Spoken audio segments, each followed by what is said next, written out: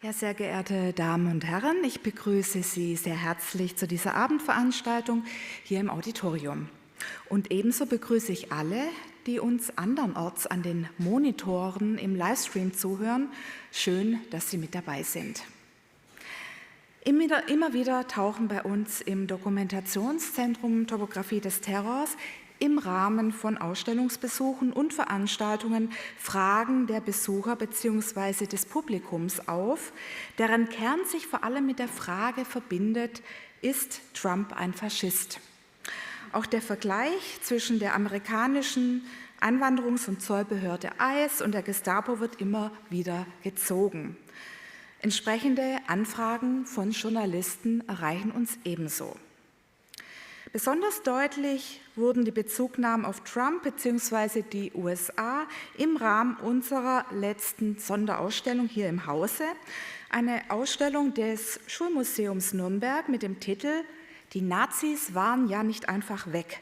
Vom Umgang mit dem Nationalsozialismus in Deutschland seit 1945". Am Ende der Ausstellung konnten die Besucherinnen und Besucher ihre Fragen und Eindrücke zur Ausstellung auf Zettel schreiben und dann an eine Wand heften. Auffallend viele dieser Kommentare bezogen sich auf die aktuelle Situation in den USA. Einige davon sehen Sie hier. Ein Kommentar lautet: "Trump is the next Hitler. We must stop him now". Wir möchten mit dieser Veranstaltung heute auf diese Bezugnahmen und Fragen näher eingehen und widmen uns dem Thema Die USA unter Trump. Sind die Vergleiche mit der NS-Diktatur berechtigt? Begrüßen möchte ich sehr herzlich die Podiumsgäste, Frau Dr. Melinda Crane, Herrn Dr. Christopher Marshall und Herrn Professor Dr. Michael Wild. Und möchte Ihnen die Gäste auch gleich näher vorstellen. Frau Dr. Melinda Crane ist eine US-amerikanische Journalistin und als Eventmoderatorin und Rednerin tätig. Sie hat Geschichte, Jura und politische Wirtschaft studiert. Zuletzt war sie politische Chefkorrespondentin im englischen Programm der Deutschen Welle TV und analysiert regelmäßig die transatlantische Politik für mehrere deutsche und ausländische Fernseh- und Hörfunksender. Herr Dr. Christoph von Marschall ist diplomatischer Korrespondent der Chefredaktion des Berliner Tagesspiegel. Seit 1991 schreibt er dort vor allem über Außen- und Sicherheitspolitik.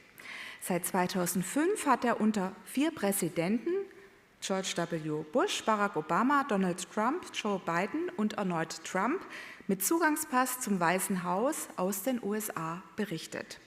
Er hat in osteuropäischer Geschichte an der Universität Freiburg promoviert und mehrere Bücher veröffentlicht.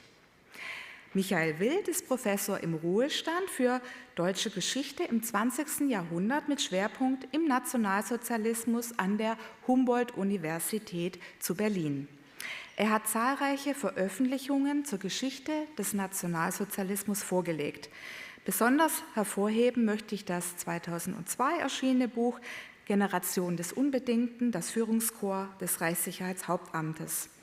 Zu seinen neueren Publikationen gehören Ambivalenz des Volkes, der Nationalsozialismus als Gesellschaftsgeschichte und Zerborstene Zeit deutsche Geschichte 1918 bis 1945.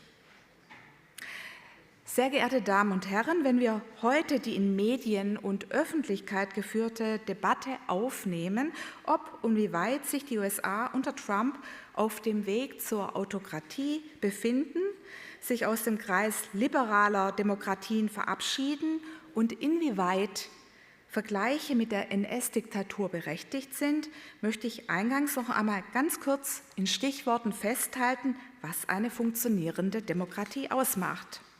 Ganz wesentlich sind diese Aspekte: freie und faire Wahlen, Rechtsstaatlichkeit, Gewaltenteilung, Schutz der Grund- und Menschenrechte wie Meinungspresse, Religions- und Versammlungsfreiheit und Schutz von Minderheiten, politischer Pluralismus, freie Medien und Existenz einer Zivilgesellschaft.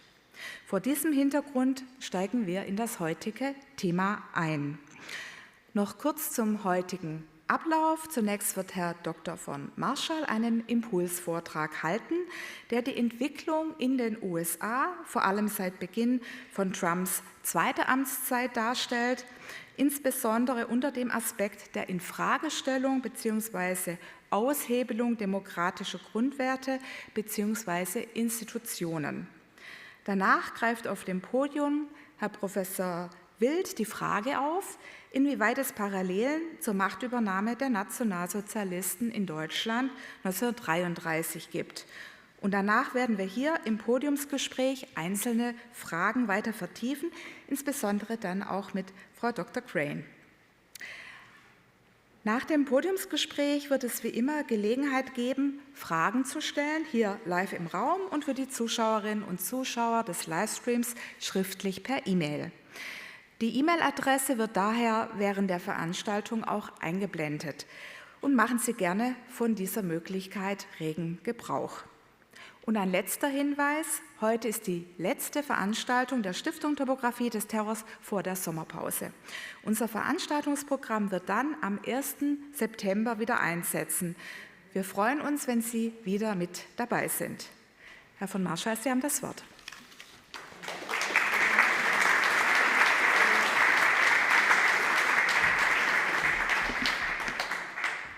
Ja, herzlichen Dank für die Einladung, ein paar einführende Worte zu sagen.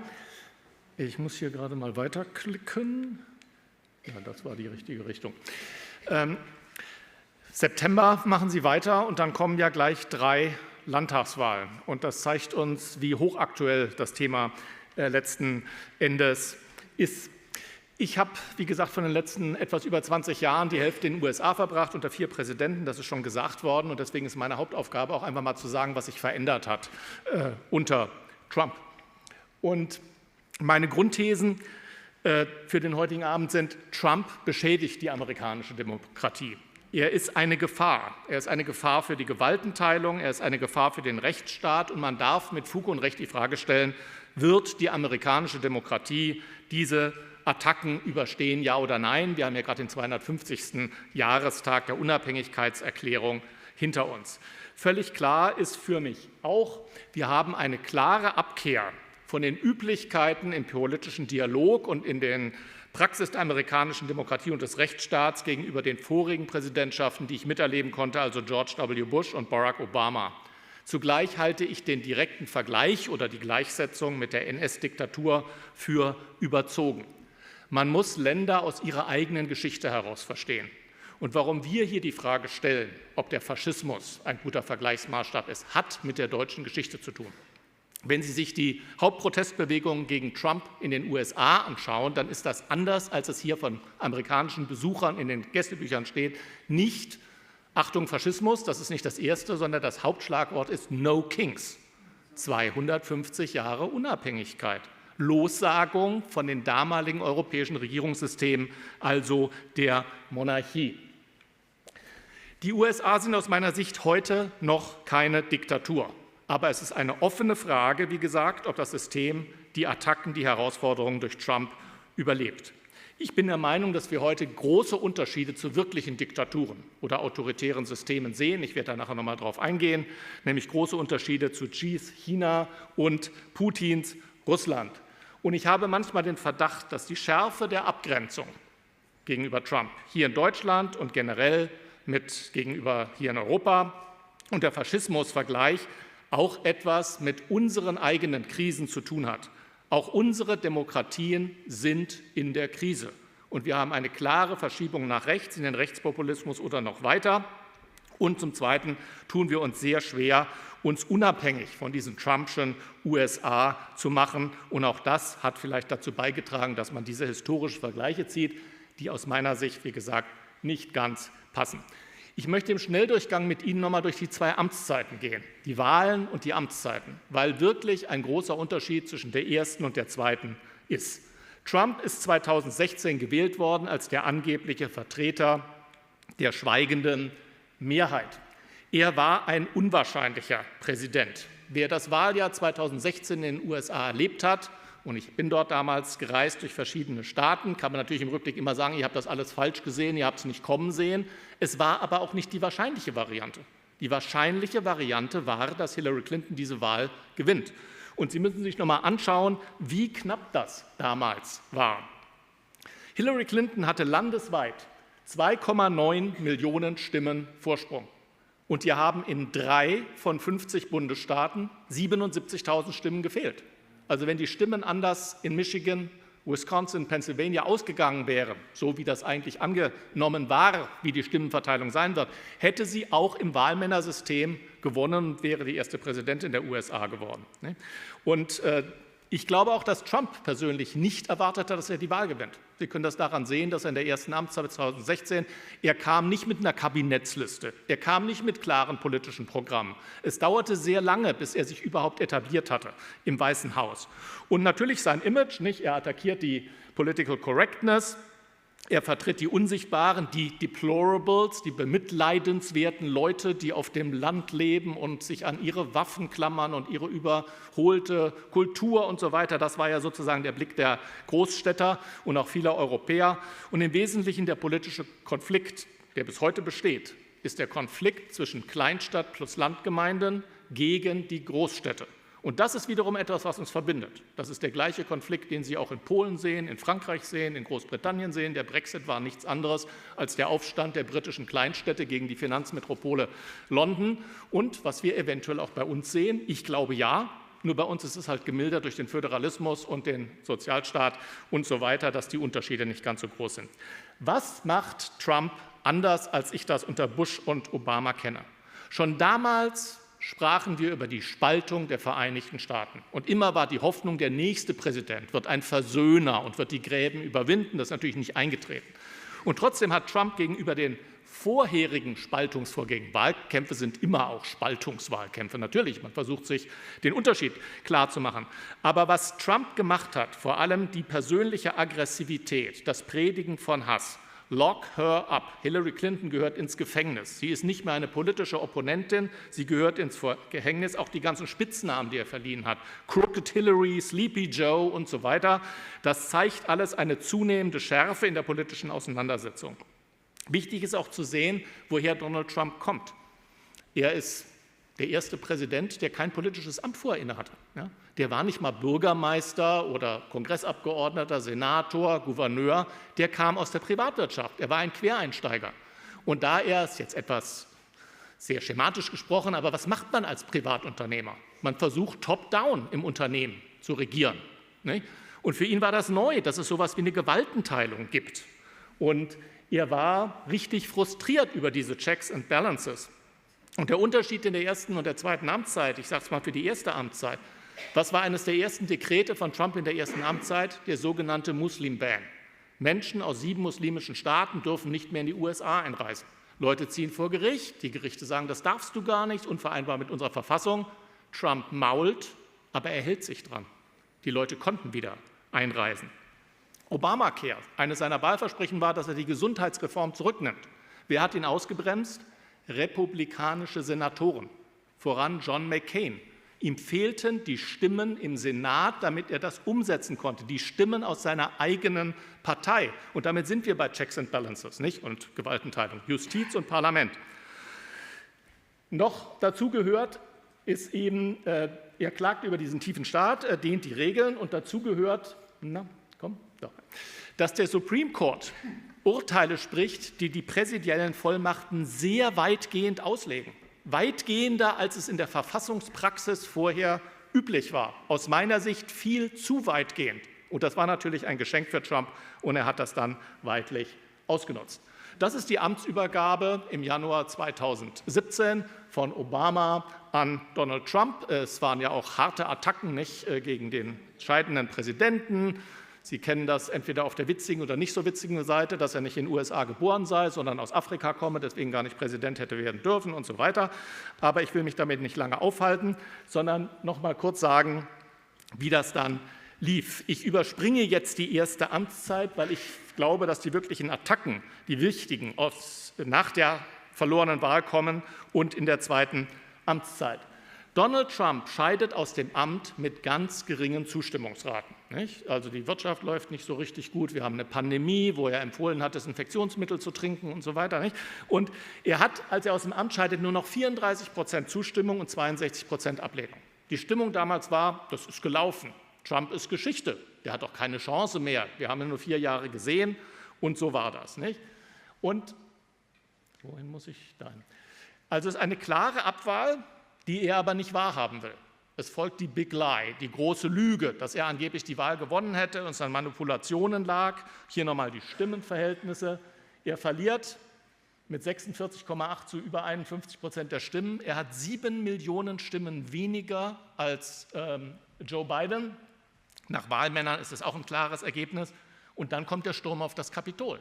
Nicht? Also das ist der erste große Bruch, dass er seine Anhänger gefühlt aufruft zum Widerstand und die das auch machen und er sich auch weigert, die zurückzupfeifen. Und dann kommen wir in diese Zeit, wohin muss ich hier dahin? Warum geht es nicht weiter? Da. Dann hat er zwischen den beiden Amtszeiten mehrere Straf- und Zivilverfahren an der Hacke. Und das sind nicht irgendwelche Kinkerlitzchen, das sind wirklich wichtige Dinge.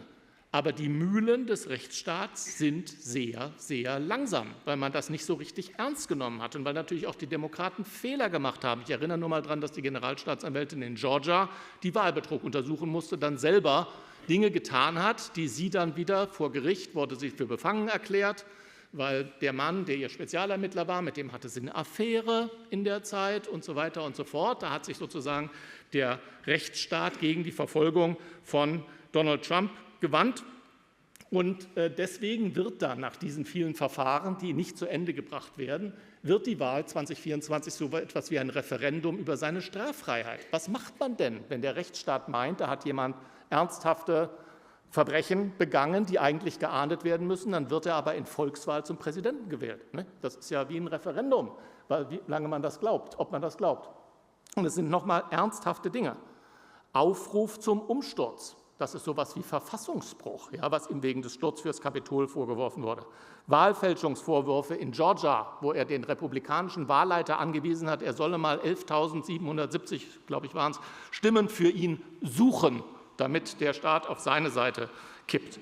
Wir haben Bilanzbetrug bei seiner Firma in New York. Wir haben Vergewaltigungsvorwürfe.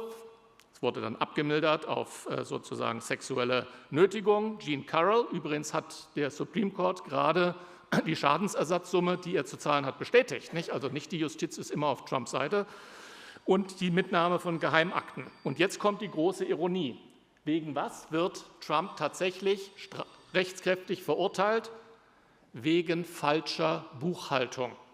Das Schweigegeld für die Affäre mit Stormy Daniels, das ist der Künstlername, nicht? Das hat er sozusagen falsch verbucht. Und deswegen ist er dann verknackt worden. Das ist so wie Al Capone, den man halt nur wegen Steuerhinterziehung dran gekriegt hat. Nicht? Also da sind ganz viele Ironien mit drin. Was unvorstellbar war nach der Abwahl, passiert 4 Jahre später. Der Mann wird wiedergewählt. Und es ist sogar ein überzeugender Wahlsieg. Es ist nicht nur einer nach Wahlmännern. Er wird auch mit der Stimmenmehrheit der abgegebenen Stimmen gewählt. Etwas, was die meisten Beobachter für unmöglich hielten, dass die Republikaner das noch können. Man ging davon aus, Demokraten haben die Stimmenmehrheit und wegen des Wahlmännersystems können die Republikaner dann trotzdem die Präsidentschaft gewinnen. Und das ist für ihn ein klarer Auftrag, jetzt weiterzumachen. Er hat ja ganz viele Dinge überstanden, die aus unserer Sicht, aus meiner Sicht klar regelwidrig sind. Und wir müssen uns noch mal fragen, warum wird er denn gewählt? Er wird nicht gewählt, weil die Mehrheit der Amerikaner Trump als Person gerne als Präsidenten haben will. Oder weil die Mehrheit der Amerikaner das republikanische Wahlprogramm oder das Project 2025, wenn wir darauf abheben wollen, so wahnsinnig toll findet. Er wird gewählt, weil es nur eine Alternative gibt, Joe Biden / Kamala Harris, die aus Sicht der Mehrheit der amerikanischen Wähler das größere Übel ist. In diesen 4 Jahren unter Joe Biden und Kamala Harris dann, habe ich persönlich eine Inflationsrate von etwa 40% erlebt. Also wir haben die kumulierte Inflation durch die Pandemie, durch die Ölpreise, Ukraine-Krieg und so weiter. Diese kumulierte Inflation über 4, 5 Jahre ist in Amerika doppelt so hoch wie hier in Europa. Ich glaube, das war der entscheidende Grund, warum er gewonnen hat, weil man ihm eher zutraute, von dieser gefühlten Schwierigkeit wegzukommen. Was ist die zweite Amtszeit? Es ist erstmal so etwas wie die verschärfte Neuauflage der ersten. Gerade wir Europäer haben genau dieselben Stichworte, die wir aus der ersten kennen. Die NATO ist obsolet, das heißt nicht überflüssig, aber wenn die Europäer nicht deutlich mehr für ihre eigene Verteidigung tun, dann sind sie kein interessanter Partner für die USA. Strafzölle hatten wir in der ersten Amtszeit, das drohenden Wirtschaftskrieg. Wir haben das Project 2025, darüber will ich jetzt nicht viel sagen, einfach aus Zeitgründen. Ich fand nur, dass es in Deutschland immer etwas übertrieben interpretiert wurde. Alle Thinktanks in den USA machen das. Projekte für die nächsten 4 Jahre schreiben, falls der eigene Präsidentschaftskandidat gewinnt. Das war jetzt keine Spezialität von Heritage oder wem auch immer. Das machen andere Thinktanks auch. Ist hier etwas hochgezogen worden? Na klar, Peter Thiel und wunderbarer Deutschlandfunk-Podcast hören sich alles an, ist aber auch nicht alles die reine Realitätsbeschreibung, sondern da wird eben auch viel sozusagen zugespitzt und so weiter, was ja völlig journalistisch zulässig ist. Und jetzt, was ist anders? Er schimpft nicht mehr nur über die Gewaltenteilung, er attackiert sie. Was ist das große Projekt der zweiten Amtszeit? Die Illegalen aus dem Land treiben. Zu ICE werden wir noch kommen. Aber auch da haben wir ja Fälle, dass da Leute aufgegriffen werden und außer Landes und zum Beispiel nach El Salvador gebracht werden, die eine Aufenthaltsgenehmigung hatten oder eine Green Card. Auch da gehen Familien vor Gericht und klagen und bekommen Recht. Und was macht der Trump? Setzt er diese Gerichtsurteile um? Nö. Er verzögert sie. Ist alles so schwierig, ich weiß ja gar nicht, wo der ist, ich weiß auch gar nicht, ob mein Freund, der el-salvadorianische Präsident, den wieder rausrücken würde und so weiter und so fort. Und das ist eine neue Qualität. Das habe ich gefühlt unter Obama und Bush nicht erlebt, dass ein Präsident sagt, Gerichtsurteil, mal schauen, ob ich das umsetze oder nicht. Das gab es so nicht. Auch der Kongress, Justiz haben wir jetzt kurz gesprochen, der Kongress, Legislative, Judikative, Exekutive. Nicht? Also der Präsident ist die Exekutive, der Kongress müsste ihn kontrollieren. Tut das dieser Kongress? Na, erstmal regiert Trump gerne mit Dekreten statt mit Gesetzen. Für Dekrete braucht man keine Parlamentsunterstützung. Die große Ausnahme ist die Big Beautiful Bill, also die Steuererleichterung kombiniert mit Kürzungen bei den Sozialleistungen, die aber erst nach der Wahl im Herbst im Großteil einsetzen werden. Die Republikaner, seine eigene Partei, sind im Wesentlichen Cheerleader. Sie hören keinen Widerspruch aus der Republikanischen Partei oder kaum Widerspruch. Und wenn jemand mal widerspricht, dann verbindet er das mit der Ankündigung, dass er nicht wieder antritt. Denn falls jemand widerspricht und sich wieder bewirbt, wird Trump ihm einen Gegenkandidaten vor die Nase setzen und wird den unterstützen. Und das hat die Republikaner sehr zahm gemacht. Die Demokraten gelten nach wie vor als sehr abgehoben, fern von der Realität, müssen sich sozusagen noch finden und auch wieder Resonanz bekommen. Sie haben im Moment auch kein Machtamt, selbst wenn die was zu sagen hätten. Nicht? Also der Minderheitsführer im Kongress, der hat nicht dieselbe Öffentlichkeitswirkung wie der Mehrheitsführer, geschweige denn der Präsident. Und Trump nutzt sein nationales Megafon, er steht im Mittelpunkt. Das ist erstens seinem Narzissmus geschuldet, aber zweitens auch Strategie. Wenn Trump in den Nachrichten ist, kann niemand anders in den Nachrichten sein. Flooding the zone nennt man das in Amerika. Und wir haben natürlich außenpolitisch auch einen klaren Overreach. Venezuela, Grönland, Irankrieg, gucken Sie sich mal an, was wir allein in den letzten 4-5 Monaten dieses Jahres erlebt haben. Jetzt die schnelle Zusammenfassung. Was spricht sozusagen für die Abkehr von dem bisher Üblichen, für die Gefahr der Diktatur, wenn Sie so wollen, für den NS-Vergleich, aber das wird ja Herr Wild dann einordnen, das ist nicht meine Aufgabe. Das Erste ist eben diese Verachtung für die Justiz. Er redet sie ja auch runter, nicht? Dass alle Richter, die Urteile gegen ihn fällen, die sind ja von den Demokraten ernannt und sind ja überhaupt nicht sozusagen neutrale Juristen, sondern die haben was gegen ihn. Er missbraucht den Staatsapparat für persönliche Rache. Er würdigt seine Gegner weiter herab. Das ist nochmal schärfer geworden, wenn Sie zum Beispiel sich mal anhören, was mit den Kindern des Wahlleiters in Georgien passiert ist, in Georgia passiert ist. Nicht? Die brauchten Personenschutz, weil Trump auf seinen sozialen Netzwerken so gegen diesen Wahlleiter, der ihm diese Stimmen nicht gegeben hat, gehetzt hat, dass die Kinder Personenschutz brauchten. Das muss man sich mal vorstellen. Ja? Wir haben eine Reihe von Vorwürfen in dieser zweiten Amtszeit. Imperial Presidency, persönliche Bereicherung. Sie haben vor ein paar Wochen die Nachrichten gehört, wie viel Trumps Vermögen angeblich gewachsen ist im Laufe dieser zweiten Amtszeit. Wir haben Insidergeschäfte, die natürlich verboten sind, aber die Börsenaufsicht kommt ja gar nicht nach. Also wenn Sie wissen, dass Sie heute Strafzölle verkünden und die in 3 Tagen wieder zurücknehmen und entsprechend investieren und deinvestieren, kann man eine Menge Geld machen. Ist verboten, aber passiert. Nicht? Wir haben 550 Klagen gegen seine Dekrete anhängig. Also da wehrt sich die Gesellschaft, da wehren sich die Apparate. Wir haben Interessenskonflikt, zum Beispiel bei der Kryptowährung und dem Umgang mit den Epstein-Akten, wo es vermutlich doch nicht reiner Zufall war, dass erst viele Nachrichten über Bill Clinton kamen und man immer fragte, was ist denn jetzt mit Donald Trump und kommt der davor oder nicht? Wir haben Bereiche, die sind juristisch gar nicht so leicht zu fassen. Wissenschaftspolitik, Druck auf die Universitäten. Ich meine, wir dachten immer, das ist ein privat finanziertes Hochschulsystem. Dass Harvard Milliarden Forschungsunterstützung aus dem Staatsbudget bekommt, dass der Staat dann natürlich auch versuchen kann, zurückzunehmen oder zu reduzieren. Sie haben den Ausschluss von Transgender-Athleten. Wir haben den Abriss des East Wings für einen Ballsaal. Das Weiße Haus steht unter Denkmalschutz. Das ordnet der einfach an, ohne die Denkmalschutzbehörde zu fragen. Wir haben die Schließung von Institutionen, Voice of America, Kennedy Center, übrigens jetzt auch wieder zurückgenommen. Er musste seinen Schriftzug wieder entfernen lassen. Und was mich persönlich betraf, das Wilson Center, ich war nämlich Stipendiat dort, als das geschlossen wurde von den Doge-Leuten. Und nett wie die Amerikaner sind, haben sie gesagt, du musst nicht zurück nach Deutschland, du kannst dein Stipendium fertig machen, aber bitte vom Schreibtisch in der gemieteten Wohnung und nicht mehr im Büro. Und was Sie in den letzten Tagen haben mit dem Versuch, rote Karten und ihren Folgen zurückzunehmen,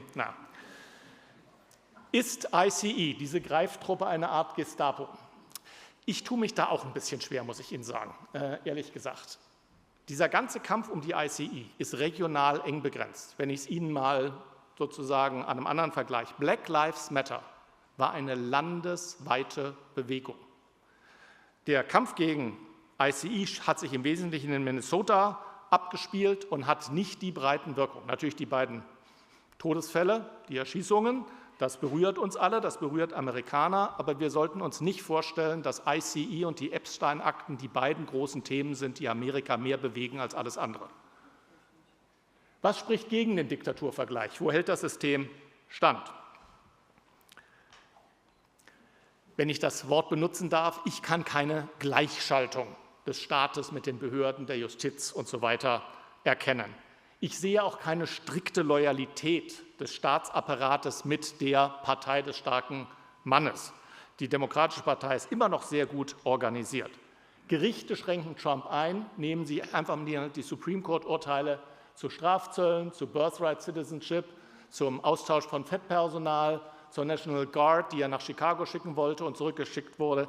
Die Justiz ist, glaube ich, im Moment das größte Hindernis für Trumpsche Vorstellungen, wie er gerne durchregieren würde. Wir haben freie Wahlen. Wir haben Nachwahlen zu Kongresssitzen und die gewinnen, oh Wunder, die Demokraten in Virginia und New Jersey und das Referendum in Kalifornien.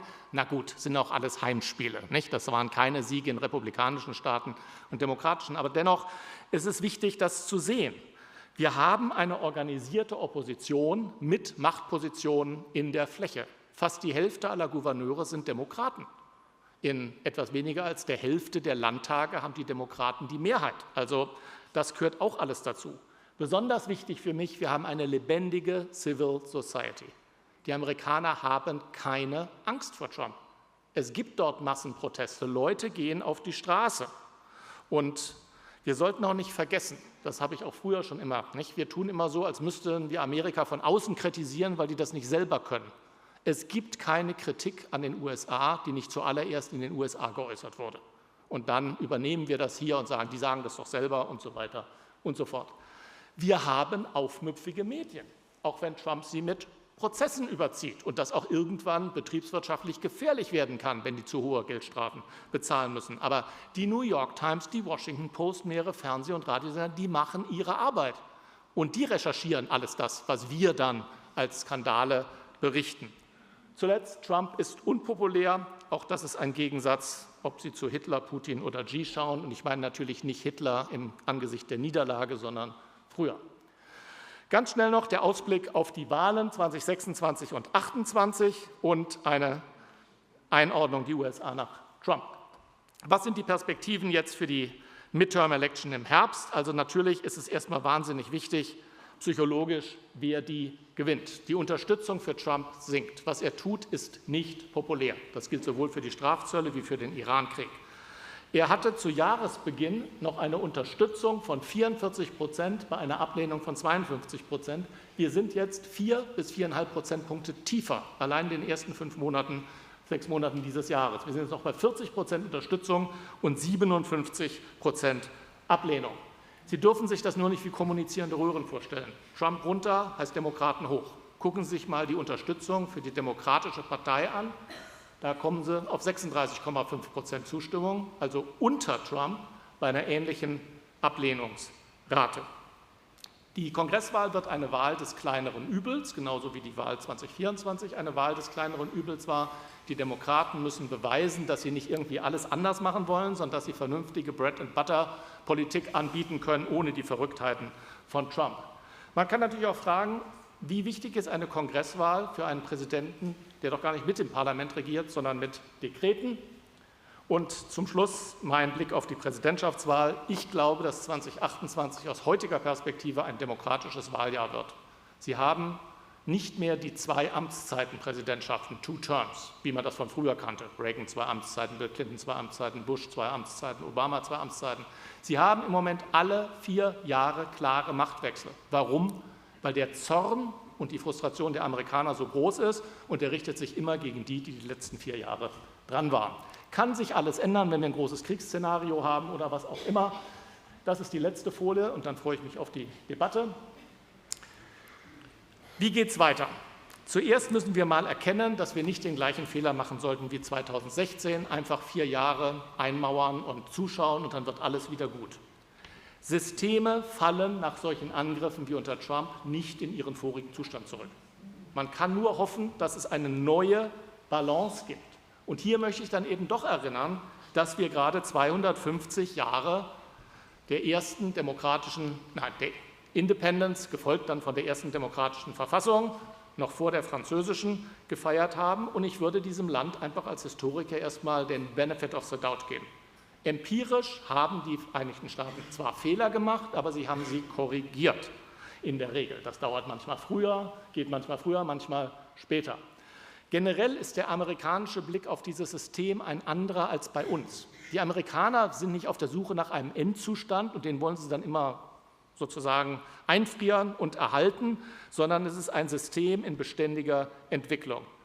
Das ist die Formel, to form a more perfect union. Und je nachdem, wie sich die Realität verändert, wird man auch die politische Praxis verändern müssen. Und damit bin ich wieder beim Vergleich mit Deutschland und Europa und empirisch. Ja, die Amerikaner haben Riesenfehler gemacht. Wir können jetzt über den Umgang mit den Indigenen, über die Sklaverei, über das späte Frauenwahlrecht, was auch immer. Aber Amerika hat diese Fehler korrigiert und sie haben sich die katastrophalen Fehler, die wir uns erlaubt haben, nicht erlaubt. In Amerika gab es keine braune Diktatur und keine rote Diktatur. Auch das würde ich unter Benefit of the Doubt mit einschließen. Und das Letzte nochmal die Erinnerung, auch unsere Systeme sind in der Krise. Nicht? Also Starmer ist bereits zurückgetreten, er ist nur noch im Amt, bis der Nachfolger sozusagen gewählt wird. Herr Merz ist nun auch nicht in einer besonders komfortablen Lage, was die Unterstützung betrifft. Macron ist nächstes Jahr Geschichte, was wir danach kommen, wissen wir alle nicht. Und jetzt ostdeutsche Landtagswahlen. Das alles bringt mich dazu, mit etwas Demut diesen Vergleich anzustellen und sozusagen nicht so tun, als wären wir jetzt die Lehrmeister, die den Amerikanern mal sagen müssen, wie groß die Faschismusgefahr ist und wie sie ihre Demokratie retten. Da werden die wahrscheinlich auch wenig drauf hören. Und mit diesen Thesen danke ich für Ihre Aufmerksamkeit und freue mich jetzt auf eine lebendige Debatte.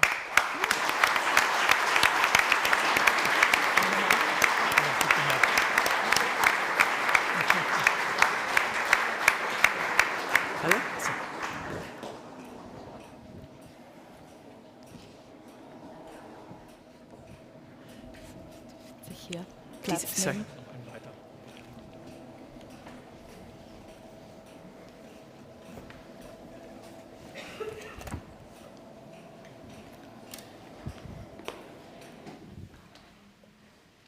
Ja, ganz herzlichen Dank für diese Einführung. Das war eine sehr kompakte Übersicht über die Entwicklungen in den letzten Jahren. Ich bin ganz gespannt, auch noch zu hören, wie die Einschätzungen dann von Frau Crane sind dazu.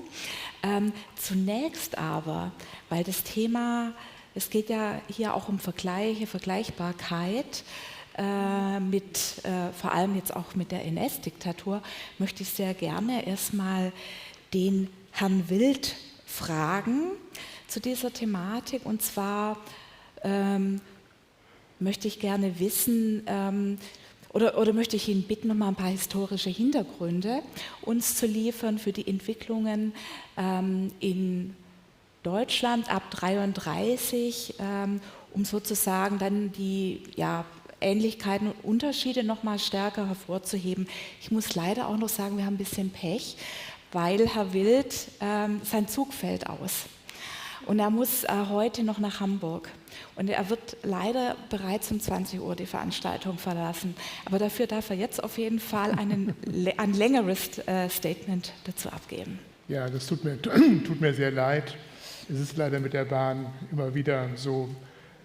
Und der letzte Zug fährt nach Hamburg heute um 8:30 und den muss ich leider bekommen. Von daher bitte ich zu entschuldigen, wenn ich hier um 8 mich vom Podium weggehen muss. Aber mit Frau Dr. Riedler haben Sie ja jemanden, die ausgezeichnet im Nationalsozialismus Bescheid weiß und all das, was noch an Diskussionspunkten kommt, ist ein bisschen die Rolle der Moderatorin noch sozusagen noch belastender hinauf mit der, aber ich glaube, dass Sie das genauso gut beantworten können, wie ich es kann. Herr von Marschall hat schon deutlicher hingewiesen, dass es mit der Gleichsetzung von den USA mit dem Nazi-Deutschland so nicht funktioniert. Und ich glaube auch, dass das mehr politische Warnungen sind, wenn man so sagt, Trump is the next Hitler, dass man etwas antizipiert, voraussagen will, weil wir wissen, weil wir nun aus der Geschichte heraus, also aus unserer eigenen Erfahrung heraus wissen, wie sich Politik radikalisieren kann und wie eine radikale Bewegung tatsächlich zu welchen massenmörderischen, völkermörderischen Konsequenzen es führen kann. Und ich glaube, aus diesem Bewusstsein heraus, und dann kann man Hannah Arendt wie Primo Levi, Saul Friedländer und andere nehmen, das immer wieder sagen, wenn es einmal geschehen ist, kann es auch nochmal geschehen. Und diese Furcht, glaube ich, ist ganz wichtig wenn man über den Vergleich redet. Und ich finde es deshalb auch sehr legitim, dass man, wenn man so auf ein Phänomen wie Trump stößt, nach Erfahrung in der Geschichte sucht und sagt, wie war es denn? Wir haben 32, 33 erlebt. Wie ist es in dieser Zeit gewesen? Das, was ich als Historiker wichtig finde, oder das, was mich interessiert, ist eben nicht die Gleichsetzung, weil ich finde, was würde das aussagen, wenn ich behaupten würde, Trump sei Hitler oder IC sei Gestapo? Das würde ja gar nicht viel analytisch erklären. Sondern was ich als Historiker interessant finde, die Erfahrung, die wir aus der Geschichte haben, zu sehen, wie kommt denn jemand wie Hitler an die Macht? Und was sind denn Mechanismen oder was sind Entwicklungen, die wiederum auch für uns heute durchaus bedenkenswert sind? Also ich will es mal auf 3 Punkte bringen. Die erste wäre eine tiefgreifende soziale Krise, Weltwirtschaftskrise, Arbeitslosigkeit. Und verbunden damit, glaube ich, was man historisch nehmen kann oder daraus lernen kann, ist, dass es nicht allein nur um Fakten geht der Erklärung dieser Krise, sondern dass es sehr wichtig ist, wie diese Krise gefühlt wird. Das heißt, wie empfinden Menschen diese Krise? Ist es ein Ausweg? Gibt es einen Ausweg? Gibt es etwas, wo man sich halten kann? Gibt es eine Hoffnung darauf, dass es in 2 Jahren besser wird? Und das hängt stark damit zusammen, wie die Krise gedeutet wird. Ganz entscheidend, ob es ein, modern gesprochen, Narrativ gibt, eine Geschichte, mit der diese Krise gedeutet wird. Und da sieht man, dass die Nationalsozialisten mit ihrer antisemitischen Deutung der Krise ihren sozusagen überzeugen konnten. Auf der einen Seite Und auf der anderen Seite mit der neuen Erzählung, dass sie neu sind, dass sie anders als das alte Establishment sind und sie eine Kraft sind, die Deutschland in eine bessere Zukunft führen kann, Millionen Menschen überzeugt haben. Die Nazis sind mit Wahlen an die Macht gekommen. Und das darf man nicht vergessen. Und das wollten sie auch. Sie haben Wahlen benutzt, um die Demokratie zu zerstören. Also Gefühl, Emotionen spielen eine große Rolle. Hitler hat genauso Hass gepredigt, wie heute viele, die gespalten in seinen Reden. Aber sie sehen auch dabei, welche Bedeutung in der Deutung von Krisen Medien haben. Da ist ein großer Unterschied. Medien, Zeitungsmedien zur damaligen Zeit und Social Media heute haben natürlich eine ganz andere Reichweite, eine ganz andere Form von Vergemeinschaftung und eine ganz andere Form von Bubble-Förmigkeit, als es zu Zeiten in den 30er Jahren war. Also das ist, glaube ich, so eine Lehre, die man aus dieser Zeit 32, 33 ziehen kann. Wie die Krise empfunden wird und wie sie gedeutet wird, ist ganz entscheidend, auch für uns heute. Ein Satz wie, die Migration ist die Mutter aller Probleme, Sie ändern sich, Innenminister Seehofer, Christsozialer. Wenn es so ein Innenminister einen solchen Satz sieht, dann sehen Sie, wie eine bestimmte Deutung von Krise in die Mitte der Gesellschaft schon gekommen ist. Zweiter großer Punkt ist die Rechtsstaatlichkeit. Ich glaube, dass man aus der nationalsozialistischen Machteroberung sehen kann, in einer damals 33 ungemeinen Radikalität und Dynamik, auch Rasanz, wie diese Rechtsstaatlichkeit abgebaut werden kann. Dass der Kongress, das Parlament eine große Rolle gespielt hat, indem es sich selbst entmächtigt hat durch das Ermächtigungsgesetz im März 1933.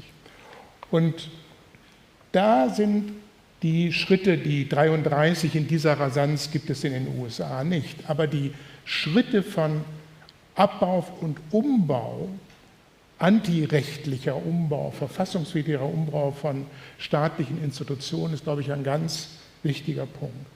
Und da gilt es, das nochmal unterstrichen, was Herr von Marschall eben gesagt hat, Systeme fallen nicht wieder in das alte vorher, in den Status quo zurück, sondern wenn radikale Parteien auch in Landtagen an die Macht kommen, werden sie dieses System umbauen.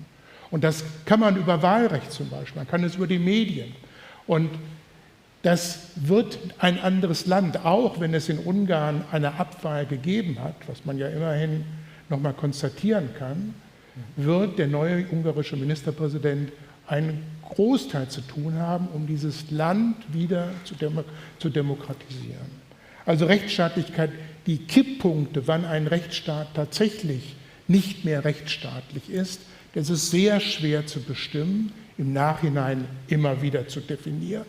Aber für uns heute glaube ich, eine ungemeine Herausforderung, wo Widerstand notwendig ist, um diesen Prozess nicht zu einem Kipppunkt zu bringen, wo wir tatsächlich dann konstatieren, dass wichtige, fundamentale Rechte aufgegeben worden sind. Und ein großer Unterschied ist sicher, das kam bei Herrn Marschall auch, ist, dass in den 20er und 30er Jahren die politische Elite, die militärische Elite, die wirtschaftliche Elite Deutschlands nichts mit der Demokratie am Hut hatten und darauf gewirkt haben. Sie haben auch Hitler unterstützt, sie waren nicht von allen Nationalsozialisten, aber sie waren keine Demokraten und sie haben spätestens ab 1929, 30 aktiv darauf hingewirkt, diese Demokratie und diesen Rechtsstaat zu Grabe zu tragen. Und das ist heute etwas anderes. Und daraufhin sollten wir auch nochmal in dem Unterschied auch sehen, dass es tatsächlich darum geht, zivilgesellschaftliche breite Bündnisse für die Verteidigung von Rechtsstaatlichkeit zu bringen. Wo es kippt, kann man am 6. Januar 2021 sehen. Auf einmal gibt es und da bin ich durchaus, sagen wir mal, traue ich mich zu sagen, ein faschistischer Mob stürmt das Kapitol. Mit Lynchabsichten. Wir wissen nicht, was mit Nancy Pelosi oder mit Mike Pence geschehen wäre, wenn dieser Mob sie in die Hände bekommen hätten. Und dass dies geschehen kann, das ist, glaube ich, etwas, worauf wir immens achten sollten hier bei uns, wenn es anfängt, dass Gewalt Überhand nimmt und sozusagen hier dominant werden kann. Und dies ist der dritte und wichtigste Punkt. Faschistische Bewegungen sind Gewaltbewegungen. Und die nationalsozialistische Machteroberung kann man sich auch nicht ohne 400.000 Mann SA vorstellen, die hier ohne die Gewaltmilizen, die überall in Deutschland vorhanden waren. Und dieser Punkt, der auch wiederum ein wichtiger Unterschied zu den USA ist, dort gibt es keine SA, es gibt ICE als eine außerhalb sozusagen der Verfassung stehende Gewaltorganisation, die aber im Augenblick sozusagen sowohl regionales wie auch polizeilich oder von den Gerichten noch eingehegt wird. Das ist nicht mit der SA oder auch schon gar nicht mit der Gestapo zu vergleichen, die freie Hand hatte und die mit Konzentrationslagern die Menschen in Konzentrationslager brachte und auch diesen Konzentrationslager keine Rechte mehr hatten und mit voller Gewalt dort Menschen drangsalierten und töteten. Aber das ist, glaube ich, ein eminent wichtiger Punkt, zu sehen, dass solche Politik, faschistische oder nationalsozialistische Politik, immer Gewaltpolitik ist. Und von daher Institutionen, Milizen, ja, so etwas wie ICE darf es nicht geben. Es darf nicht Ermächtigungsinstitutionen geben, die Gewalt anwenden können in eigenem Ermessen, weil Gewalt sich immer weiter sozusagen radikalisieren kann. Und das sind meine Konsequenzen, dass der Vergleich nicht die Gleichsetzung oder die sagen, das ist schon Gestapo oder nicht Gestapo, sondern aus der historischen Analyse sensibel zu werden für Veränderungen und zu wissen, dass solches zivilgesellschaftliche Engagement ganz entscheidend ist. Also wir sind gefordert, unsere Demokratie und den Rechtsstaat zu verteidigen. Vielen Dank.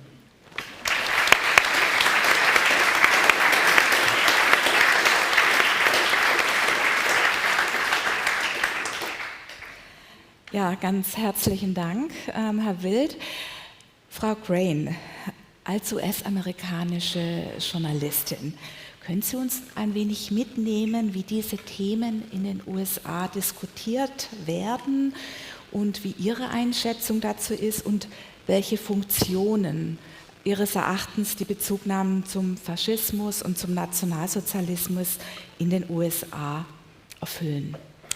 Gerne. Es gibt da zwei verschiedene Stränge.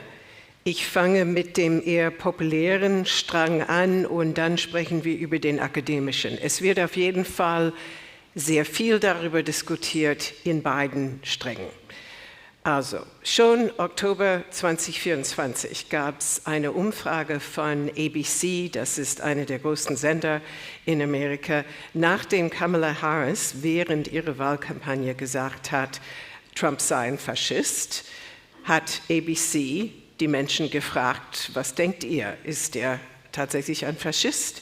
Und 50% derjenigen, die geantwortet haben, sagten, ja, er ist ein Faschist. Das schon in 24, vor der zweiten Amtszeit. Interessanterweise haben einige, die diese Frage mit Ja beantwortet haben, ihn trotzdem gewählt. Und wenn sie gefragt wurden, warum, sagten sie, weil wir einen starken Führer brauchen. Also deswegen die Nutzung von Faschismus als Etikett wird nicht unbedingt Opposition mobilisieren. Es kann auch das Gegenteil bewirken. Das ist spannend. Es gibt auch bei den großen Protesten, diesen No-Kings-Proteste, Das sind die größten Demonstrationen, die wir in Amerika jemals gesehen haben, auch einschließlich Vietnamkrieg und so weiter.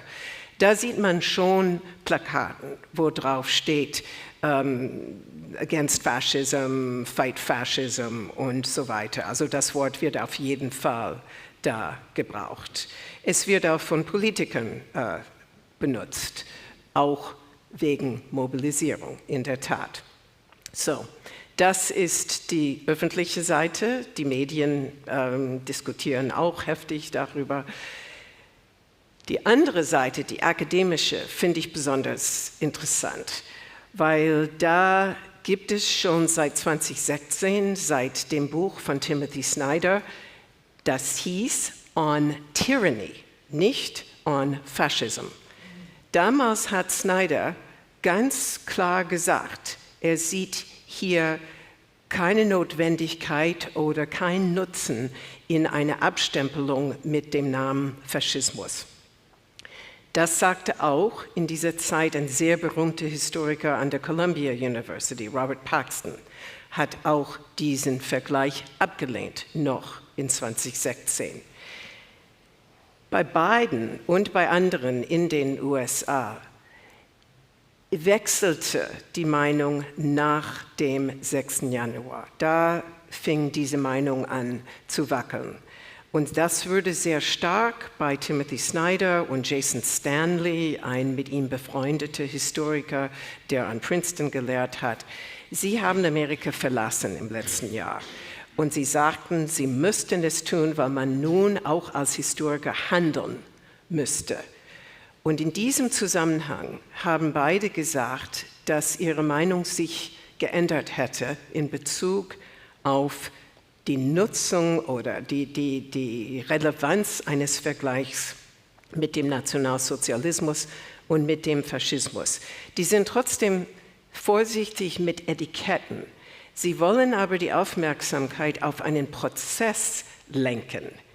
Ein Prozess, eine Dynamik, die dahin führen kann, dass die Demokratie auf eine Weise abgebaut wird, die doch immer mehr in eine autoritäre, nationalistische Richtung geht, die durchaus faschistische Seiten und Tendenzen hat. Und wenn ich ganz kurz darauf eingehe, was sind die Merkmale, die Sie betonen, die wir vielleicht in Betracht haben müssen, jetzt als Analyse, nicht als Etikettierung, das finde ich wirklich sehr wichtig, aber wenn wir analysieren wollen, wie es mit Amerika weitergeht, zum Thema Krise. Diese ganzen Dekrets, von denen Christoph gesprochen hat, sie sind alle auf Notstandsgesetze, die ruhen auf Notstandsgesetze. Da wird ein Notstand aufgerufen und dann kommt ein Dekret. Das fing gleich am ersten Tag der zweiten Amtszeit an. Es gibt einen Notstand wegen Immigration, es gibt aber diverse andere Notstände und deswegen brauchen wir die Handelspolitik mit den Einfuhrzöllen und so weiter. Also die Notstandregelung wurde von Carl Schmitt als eine Grundbasis von Macht. Wer Notstand aufrufen kann, hat die Macht, hat er mehr oder weniger, ich zitiere sehr salopp, aber hat er mehr oder weniger gesagt. Trump selbst, und das wird von Kritikern des Vergleichs immer wieder gesagt, Trump ist kein Ideolog. Er hat Carl Schmitt sicher nie gelesen. Aber die Menschen um ihn herum haben Carl Schmitt gelesen. Projekt 2025 sehe ich kritischer als Christoph. Projekt 2025 beschreibt einen Abbau der Rechtsstaatlichkeit, der historisch einmalig ist. Und genau das ist in Gange. Das, was Doge gemacht hat, würde in Projekt 2025 vorgesehen. Die Nutzung von Notstandsgesetzen würde in diesem Projekt vorgesehen. Diese Nivellierung von Behörden und Beamten, die neutral waren, würde von Projekt 2025 vorgesehen. Projekt 2025 ist eine Blaupause für den Abbau der Rechtsstaatlichkeit. Und ein dritter Faktor, auf den diese Historiker immer wieder aufweisen, ist die Nivellierung von zivilgesellschaftlichen Institutionen, seien es die Universitäten, seien es die Medien. Diese Nivellierung ist auch voll in Gange durch die Prozesse, die Trump geführt hat, gegen die Kanzleien, gegen die Unis. Und wenn man mit Menschen spricht, die davon betroffen sind, es ist gravierend, was da passiert. Jason Stanley und Timothy Snyder sind unter anderem auch deswegen gegangen, weil ihre Institutionen direkt unter Angriff kamen von der Trump-Regierung. Auch die Medien. Wir sehen, dass die Behörde, die für kartellamtliche Entscheidungen in Bezug auf die Medien zuständig ist, dass sie diese Macht inzwischen nutzt, um Medien gefügig zu machen. Medien, die fusionieren wollen, werden sehr klar signalisiert. Das kriegt ihr nur durch, wenn ihr nicht so kritisch über diese Regierung mehr berichtet. Ein Schnappschuss ergibt genau das Bild, was du gezeigt hast, Christoph, also nuanciert, differenziert, irgendwo dazwischen. Aber diese Entwicklung, also wenn man als Amerikaner die tatsächlich Skepsis und Widerstand mobilisieren will, muss man klar darauf hinweisen, dass wir mit einem Tendenz zu tun haben, der sehr gefährlich werden kann für die Demokratie. Und ein letzter Punkt. Wenn wir fragen, wie wird es weitergehen nach 2028, so weit ist das Vertrauen noch nie gefallen wie in dieser Amtszeit. Der Zynismus und die Verzweiflung an dem System insgesamt, das ist ein Nährboden für Extremismus. Und das ist für mich fast das Gefährlichste von allen Entwicklungen, die ich in meinem Land sehe. Die Delegitimierung von Opposition und die Dehumanisierung von diversen Ethnien. Das sind für mich auch Aspekte. Ich denke, es wird sehr lange brauchen, bis man die Basis wieder aufbauen kann, dass die Amerikaner einander vertrauen.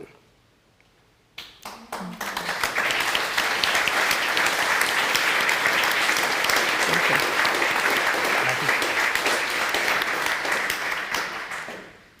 Da ich gleich leider los muss, eine wichtige, glaube ich, noch Ergänzung dazu, weil ich das zwei ganz wichtige Stichworte gefallen sind. Das eine ist nämlich darauf hinzuweisen, man kann in Bezug auf den Nationalsozialismus vielleicht einen Fehler machen, weil das sehr schnell ging, 1933, und wir schon in dem Frühjahr schon praktisch Gleichschaltungstendenzen, diktatorische Tendenzen haben, verlieren wir den Blick, dass es ja eine Transformation geben muss von einem demokratischen, rechtsstaatlichen System in ein autoritäres.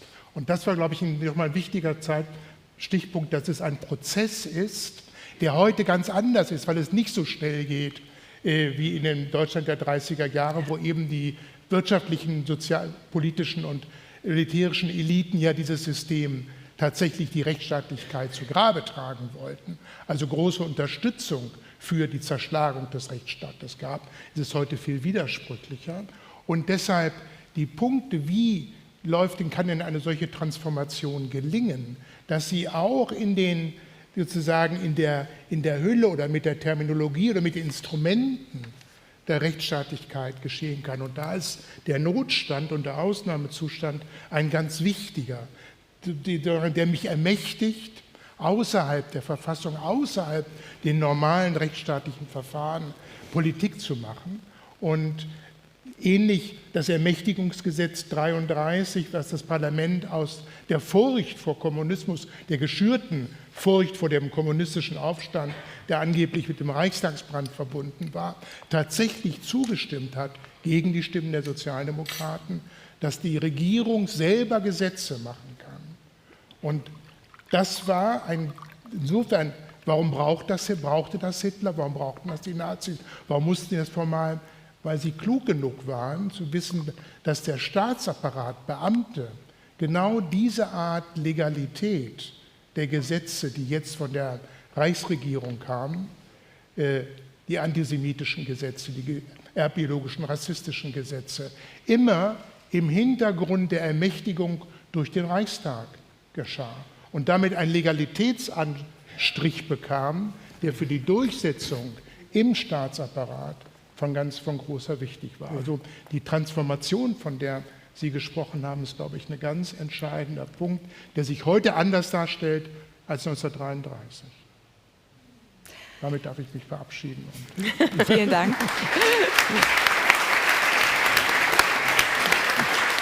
Vielen Dank. Ja, vielleicht kann man da auch gleich ergänzen, dass diese Schritte, Reichstagsbrandverordnung, Ermächtigungsgesetz, das ging ja in einer unglaublichen Geschwindigkeit.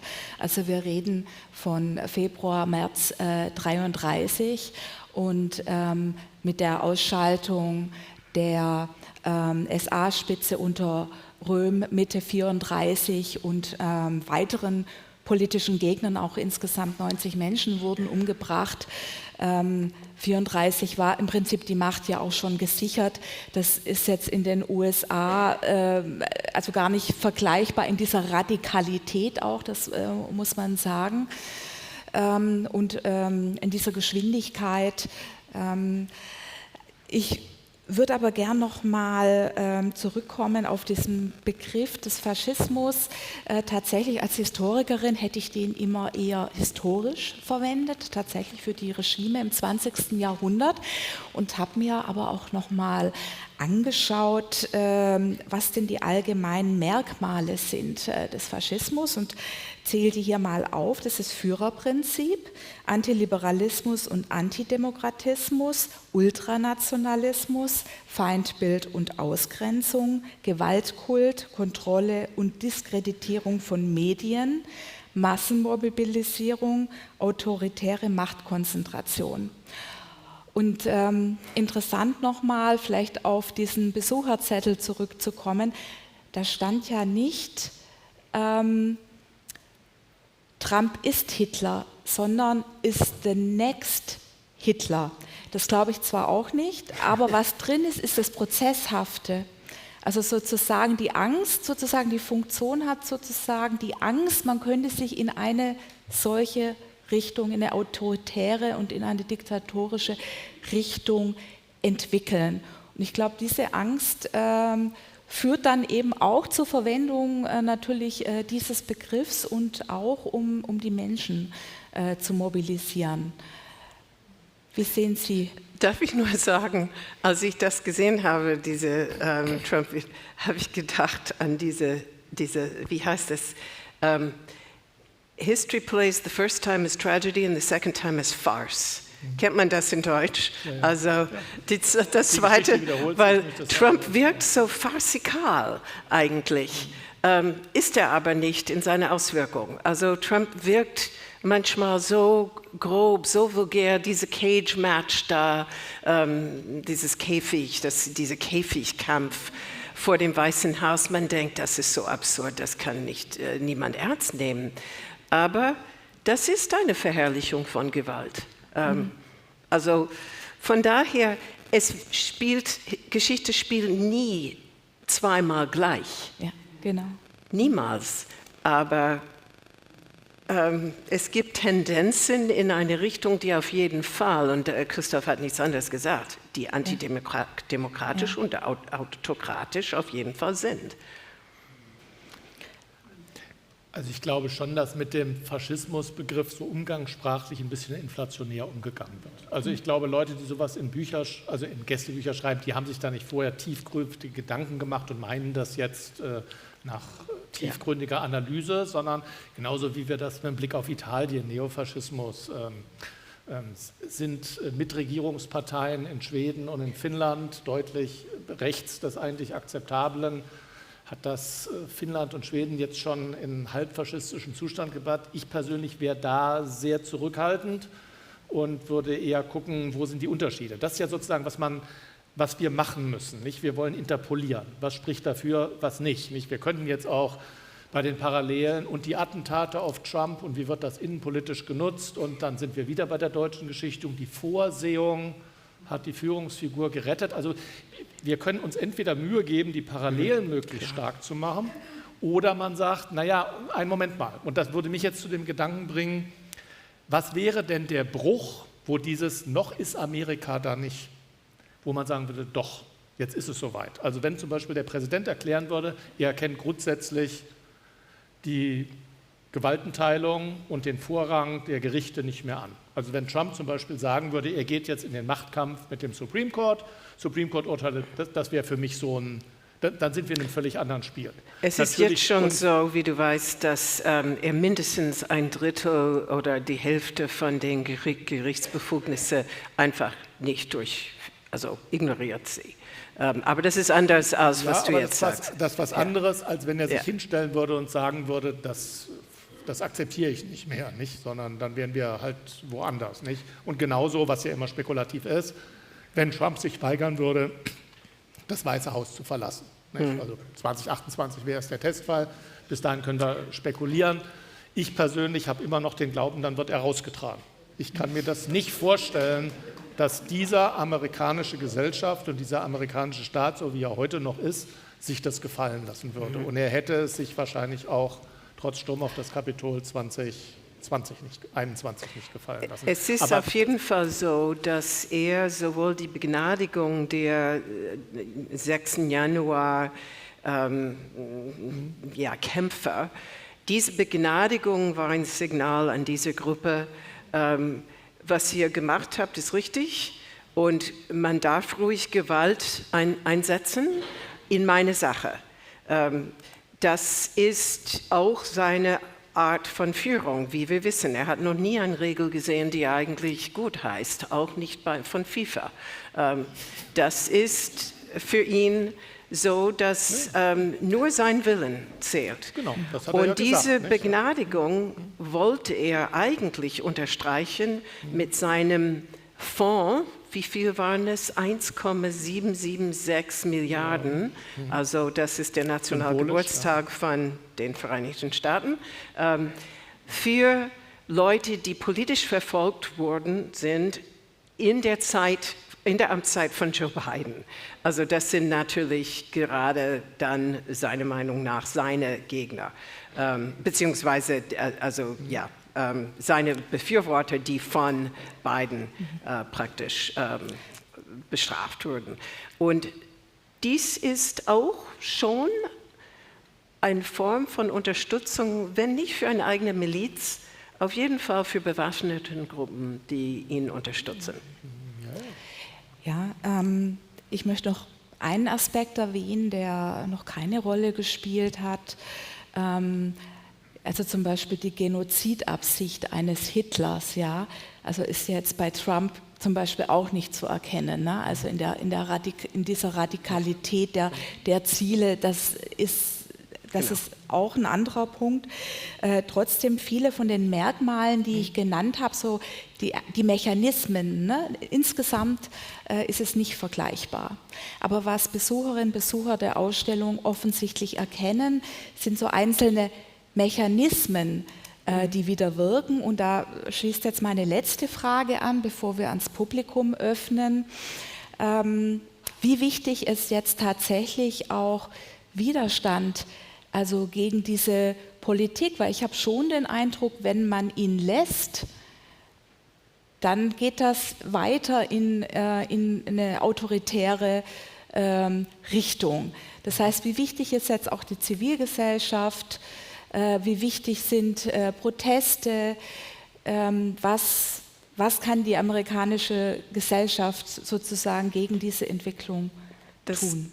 Das Problem fing nicht mit Trump an und Christoph hat das auch sehr klar gesagt.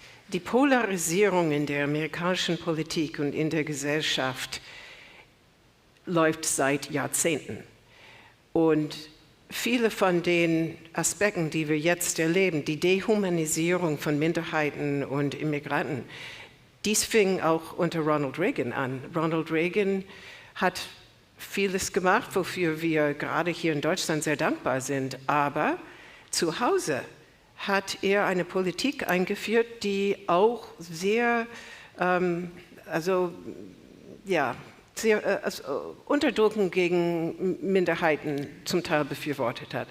Also diese Polarisierung ist wie eine Krankheit. Und da setzt dann sowas wie Trumpismus wie ein Parasit auf diese Krankheit, auf diese Schwäche in dem Corpus Politicus. Das ist insofern extrem schwer, hiergegen zu steuern, weil die Polarisierung ist diese Grundbedingung für diese Art von gehässiger Politik.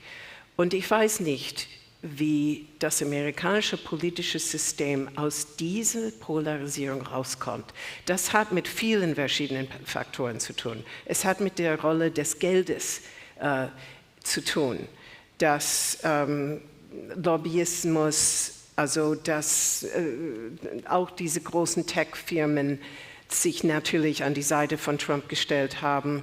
Einige Faschismus-Historiker sagen, auch das ist ein Zeichen von einer unguten Entwicklung, weil ein Bündnis zwischen Big Business und Politik war auch in der Nazi-Zeit. Aber ja, abgesehen davon, die Rolle des Geldes und auch die Medien. Also wir haben eine so polarisierte Medienlandschaft, viel, viel mehr als hier. Die Wähler von Donald Trump sehen praktisch nur Fox News. Und wenn Sie einmal in einem Experiment eine andere Diät von Nachrichten bekommen, ändert sich oft Ihre Meinung. Auch das ist bewiesen. Das ist wirklich sehr spannend. Von daher, wie man diese Faktoren korrigieren kann oder dagegen steuern, das ist nicht mit Protesten getan. Vielleicht kann Christoph da was optimistischer. Nee, ich versuche wieder, Proteste sind wichtig, da sind wir uns, glaube ich, alle einig. Wenn man nicht protestieren würde, die Gesellschaft sich nicht wehren würde, ich habe ja auch gesagt, wir haben eine lebendige Civil Society. Aber man muss sich die Felder der Auseinandersetzung klug wählen. Wenn Sie sich ein Feld wählen, wo die Gegenseite es einfach hat, eine Mehrheit zu mobilisieren und auch wenn sie einfach wieder voll gegen den Strich geht, das ist nicht klug gewählt. Trump macht selten Fehler, wenn er so einschätzt, was ihm unterm Strich nützt. Also Käfigkämpfe, natürlich rümpfen wir darüber die Nase und die amerikanischen Eliten auch. Es gibt aber eine Basis, die findet es richtig gut. Ja. Und nach den ganzen Schwierigkeiten, die er hatte mit Inflation und Affordability, hat er mit dieser Inszenierung, hat er sich einen Teil seiner Basis zurückgeholt, die gegen den Irankrieg war. Sein Angriff auf die katholische Kirche war unklug. Ich glaube nicht, dass Trump Konflikt mit dem Papst, mit dem Vatikan, man muss dazu wissen, die katholische Kirche ist die größte einzelne Denomination. Das sind etwa gute 20% der Amerikaner. Natürlich sind alle protestantischen Kirchen zusammen mehr als diese 20%, aber es gibt keine einzelne protestantische Kirche, die über 20% ist. Das war, glaube ich, nicht klug, auch weil der Vizepräsident ja selber Katholik ist und da nicht mitmachen kann. Wenn ich mal kurz... Eliten sind nicht populär. Sein Vorgehen gegen die Unis, selbst wenn es rechtswidrig ist. Ich meine, das wird auch in Deutschland. Ich meine, wenn ich mich hier hinstellen würde und die Behauptung aufstellen würde, die Studenten, die von außen nach Deutschland kommen, die sollen froh sein, dass sie hier einen Studienplatz haben, die sollen sich nicht politisch organisieren, die sollen gefälligst anständig studieren, ihren Master machen und wieder nach Hause gehen. Ne? Da werden wahrscheinlich 60-70% der Deutschen das toll finden. Und Eliten sind nicht populär. Ja? Und das muss man sich immer wieder klar machen, dass man die Felder der Auseinandersetzung so wählen muss, dass man eine Chance hat, die Mehrheit, also der Mehrheit klarzumachen. Mehrheiten sind nicht nur, weil wir in Demokratien leben, alle per se Demokraten. Ja? Also sicher war der Anteil der Nichtdemokraten 1929 viel höher als 2026. Gott sei Dank. Aber wir sollten mal nicht zu sicher sein, wenn Sie sozusagen so untergründige Vorurteile, Einstellungen, wie man so denkt, abgleicht mit dem, was eigentlich das System vorsieht. Da wäre ich sehr, sehr vorsichtig. Und letzter Punkt, ich versuche mir aber, wenn mir das nicht so klar ist, wie ich das einschätzen soll, versuche ich mir einfach amerikanische Fernsehzuschauer im Mittleren Westen vorzustellen. Wenn ein amerikanischer Fernsehzuschauer im Mittleren Westen sieht, die Auseinandersetzung zu Beginn der zweiten Amtszeit in Los Angeles, ja, und der sieht nur die Bilder, was passiert da? Da gehen Leute auf die Straße gegen sein Vorgehen illegale Migration. Was sind das für Leute? Na, das sind nicht weiße Amerikaner, das sind mehrheitlich Latinos gewesen. Also erst, mit was für Flaggen gehen dahin? Nicht mit der amerikanischen, mit der mexikanischen Flagge. Und dann brennen noch ein paar Schaufenster und die Polizei muss kommen. Was glauben Sie, wo so ein gestandener Bauer aus dem Mittleren Westen dann seine Sympathien hat? Bei der Protestbewegung oder auf der anderen? Deswegen ist mir das so wichtig, dass wir immer wieder einen Blick dafür haben, wie es mutmaßliche Bauchstimmung in der Gesellschaft, die wir von außen beobachten und wir nicht mal Teil sind. Wir müssen versuchen, uns da hineinzubewegen, emotional, um zu verstehen, was da passiert. Und dann muss man es eben letzten Endes an amerikanischen und nicht nach unseren deutschen Maßstäben beurteilen. Also für sich bemühen.